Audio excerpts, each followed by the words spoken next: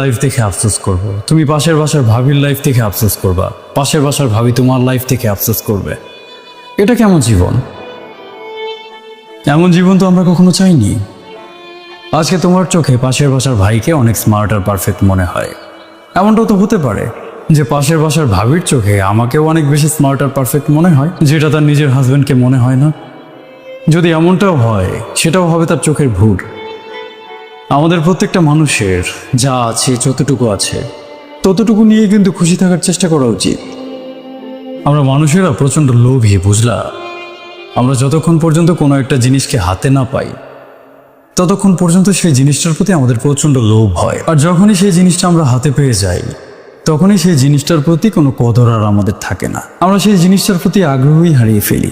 এই জন্যই প্রাণীকুলের মাঝে সবচেয়ে অসুখী সম্ভবত মানুষ। আসলে প্রত্যেকটা মানুষের মাঝে ব্যক্তিগত কিছু সমস্যা আছে, ছিল এবং থাকবে।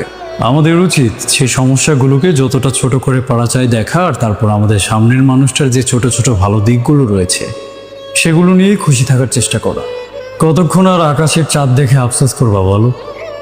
চাঁদেরও তো কলঙ্ক আছে, যতক্ষণ সেখানে না যাবা বুঝতে পারবা না। নিজের যা আছে, যতটুকু আছে, ততটুকু নিয়েই তো আমাদের খুশি থাকার চেষ্টা করা উচিত। আরেকজনের অবস্থা দেখে আমরা যদি মন খারাপ করে বসে থাকি, তাহলে আমরা জীবনে কোনোদিনও সুখী হতে পারবো না। আসলে এভাবে আমি কখনো ভেবে দেখিনি।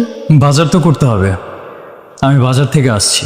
শোনো, আমি সেই দিন একটা আইফোনের জন্য তোমার সাথে অনেক খারাপ ব্যবহার করেছি। আমি চেষ্টা করছি, দেখি কিছুদিনের মাঝে তোমাকে একটা আইফোন আমি যেভাবে হোক ম্যানেজ করে কিনে দিব। তুমি এই বিষয়টা নিয়ে মন খারাপ করো না।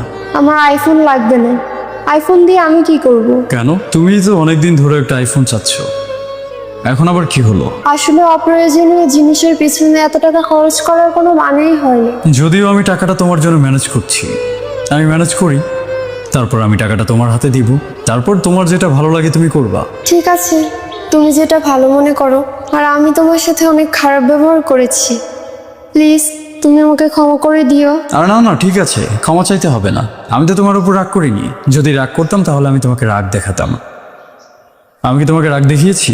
না, দেখাওনি। তুমি রাগ দেখাওনি বলেই এতটা আফসোস হচ্ছে। যদি রাগ দেখাতে তাহলে হয়তো এতটা আফসোস হতো না। না, কোনো আফসোসের দরকার নেই। যাও, তুমি রান্নাটা করে ফেলো, আমি বাজার থেকে আসছি। ঠিক আছে। আরেকটা কথা, একটা ছোট্ট মিথ্যা বলে ফেলেছি। মিথ্যা কথা? হ্যাঁ, মিথ্যা একটা বলেছি। আসলে উজ্জ্বলের ওয়াইফের রান্না তোমার রান্নার চেয়ে ভালো না। ওটা আমি তোমাকে জিএলএস ফিল করানোর জন্য বলেছি। রান্নায় যে তুমি সবার চেয়ে সেরা, এটা